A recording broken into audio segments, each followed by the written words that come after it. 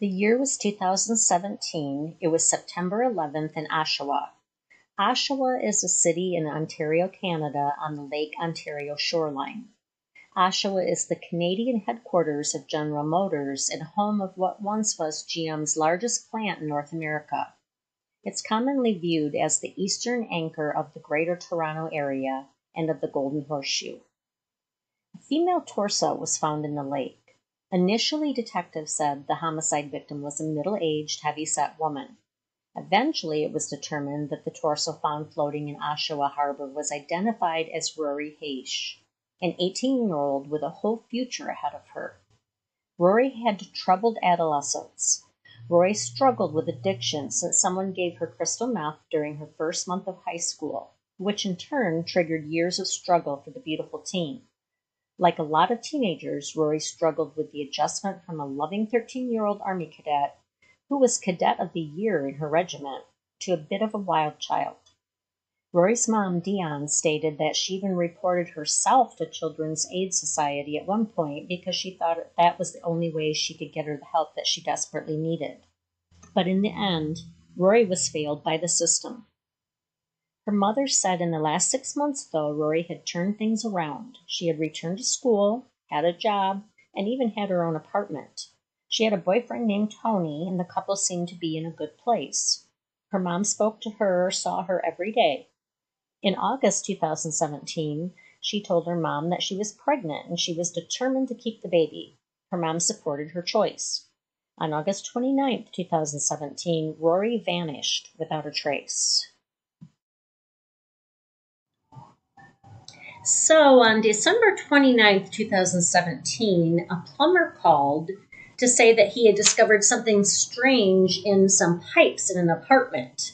He said that he was in an apartment on McMillan Drive near Bond and Center Streets at around 7:30 p.m. The plumbers were at the main floor apartment to investigate the clogged drain. They found what they described as a flesh-like substance that was stuck in the drains. When Constable Kevin Park arrived, the plumbers gave him a bag with a fleshy-like substance, maybe 13 to 14 inches long. 4 officers then went down to the basement apartment where a man opened the door. Park asked the man what he had been flushing down the toilet, and the man said, "Okay, you got me. The gig's up. It's a body." And he said, "If you want to recover the rest of her, she's in my freezer." Investigators then found the rest of Haish's body inside a large freezer in Strong's bedroom. Her blood was on Strong's bedroom walls and ceiling, and his semen was found on her body. Haish had multiple injuries on her body, including 2 skull fractures, but forensic experts couldn't discover a cause of death due to the state her remains were found in. Forensic investigators also found a large hunting knife specifically designed for gutting and skinning animals. Another missing young woman's DNA was found on that knife. This woman's name is Candace Fitzpatrick. She was last seen in the spring of 2008.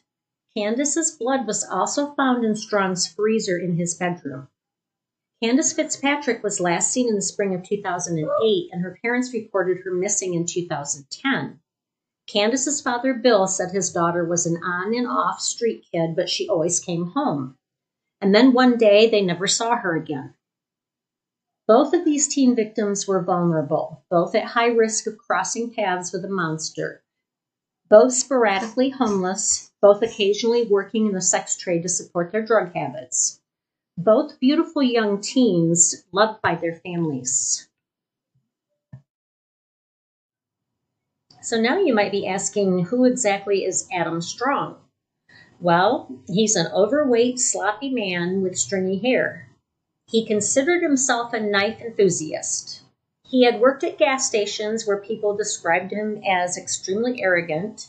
He worked at movie sets where he was often employed as a flunky. On Facebook, he boasted of his penchant for BDSM sex and his love of scuba diving. Strong was arrested and charged with 2 counts of first-degree murder. When questioned by police, Strong was arrogant and lacking any empathy. He was more concerned about his life in prison than the fact that he had murdered 2 young women.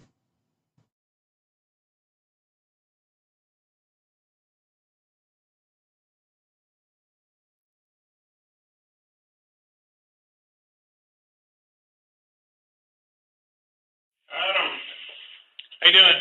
Good, you? Had better days. Do you see how upset I am? No, you're pretty calm. Under the circumstances, I'm a little concerned how calm you are. There's no way of getting around that I chopped her up. There's no way. Okay. And I understand that. We weren't wondering if you chopped her up. It's obvious that I did, yes. Yeah, if not for, apparently the plumbing was all up in that house. That aided in my capture? In your capture. Yeah. Yeah, for sure. You know, I was sitting down in my basement after the plumbers left, and I was like, am I going to get out of this? I don't know. Should I leave now? How much longer before it was? It was all done in one evening. Oh, really? Oh, yeah. Like this was all one piece, and then this was all one piece. I couldn't. Yeah. Really? Sorry, man. I don't remember. Really? Yeah. It wasn't important to me, man. She's definitely deceased. Yes. Yes. And you clearly said, yeah, I disposed of her. Yes. Yes. Tried to. But unfortunately, it was foiled by inadequate plumbing. Yeah. And that's a freaking shame. Not for me. For me. Yeah, for you. Yeah. You sound really selfish when you say that. Sorry. What are you going to hanker him for? Wendy's triple. Yeah, that's doable. No pickles. Iced tea, no ice. 2, their value, spicy chicken wraps, and a grilled chicken Caesar salad. Okay. Is that outrageous? No, that's doable. Is there any way I can get a cigarette? Anyway, what smoke is this? Oh, and a ranch and a Caesar? Oh my God, thank you. I don't know how appropriate this is, but I'd like you to pass on to her mother and her father my condolences. And I fielded this to my lawyer, and he's not interested in it, and I don't understand why. Of spilling the beans and being as comfortable as I can in jail. Not like $100,000 like Picton, but like an allowance. I don't know. I don't know. Like internet access, like a TV. Like I don't have anybody who's going to buy me a TV. I don't expect to get out of jail free card. I don't. I just want to be comfortable in jail, man. I hope one day the light bulb goes off for you. Not that you're find remorse, but just for you to realize you could help some people feel better. Yeah. During Adam Strong's trial, the court heard from one of the plumbers who discovered the remains, Jeremiah Wildebauer. He testified that Strong was annoying and hovering over them while they worked, constantly asking them what they thought the blockage was and how long it would take. The court then heard how the 2 plumbers went upstairs to try and remove the blockage and how Strong followed them, even though no one asked him to, and he watched them as they began working in the bathroom. Jeremiah testified that he remembered thinking, this guy just doesn't give up. He was really annoying them and hovering a lot. Wildebauer stated as they started recovering the blockage, he recognized what it was because he's a hunter. He said they removed a substance that was pink and coming out in strips with hair on it. Jeremiah told the court that Strong made comments like, that's so gross, what is that? And also asked them how it got there. So on August 28, 2017, Kane said he had seen Haish at a crosswalk near Midtown Mall swinging around one of the poles like a kid. He said he rolled down the window of his police cruiser and started talking to Haish when she told him she had been using drugs including cocaine and crystal meth, and that she had gone on dates to pay for these drugs.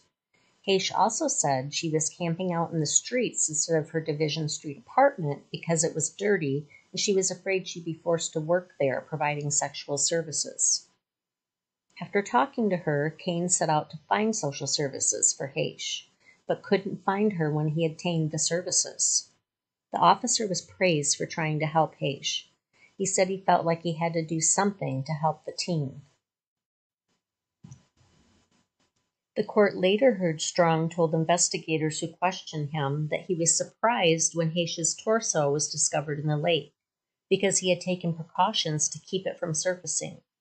He also blamed his arrest on faulty plumbing and told police that flushing remains down the drain was an efficient disposal method.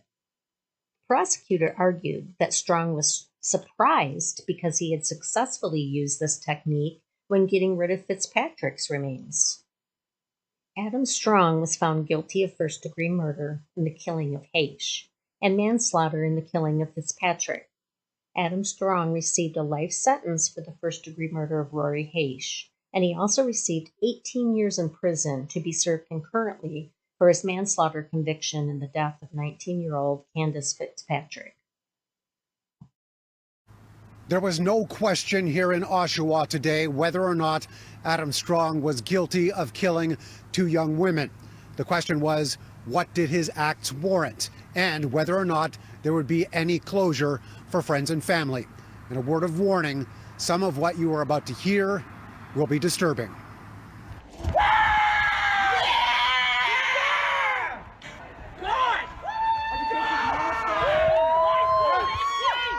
The cries of victory from those closest to Rory Haish and Candace Fitzpatrick after learning Adam Strong, guilty of first-degree murder and manslaughter, is now going away to prison for good. Never seen the light of day again, man. It does not change the fact that our girls are not coming home, but today we let them rest. Today this monster's off our street, and he's no longer a part of our day. He's no longer a part of our lives. Thank you. Strong received a sentence of life in prison without parole for 25 years and 18 years concurrently for the manslaughter conviction. In his remarks, Justice Joseph DeLuca addressed Strong directly, saying, "Your moment before us is done. You are a dangerous predator who will never be seen in public again." As soon as the judge started talking, I turned to my daughter Oksana and I said, you can hear it in his voice, he's not happy, he's mad. So I knew he was going to come up with a good sentence. Haish and Fitzpatrick were murdered and dismembered by Adam Strong nearly a decade apart. The 48-year-old disposed of both of their remains, tossing Haish's torso into Lake Ontario. During the hearing, the Crown spoke of the indignity of dismembering Candace Fitzpatrick's body by, quote, storing her remains in the freezer so her body parts were frozen as meat, before flushing some down the toilet. Strong's character was the main argument for both sides, the Crown making the point that he was indifferent and that he spoke about the unimaginable as though it was normal, everyday routine. The judge agreed and said that he believed there was no prospects for rehabilitation. The way he addressed Adam, he let Adam know on certain terms what he did was wrong, and he's being punished for it. I think the judge did an incredible job of bringing this man to his knees. Yeah. Those in the courtroom at the time said that Strong was looking very uncomfortable and breathing heavy underneath his mask as the judge read out his sentence. In doing so, Justice DeLuca suggesting that Strong's chance of parole in 2042 is very unlikely. Mark McAllister, City News.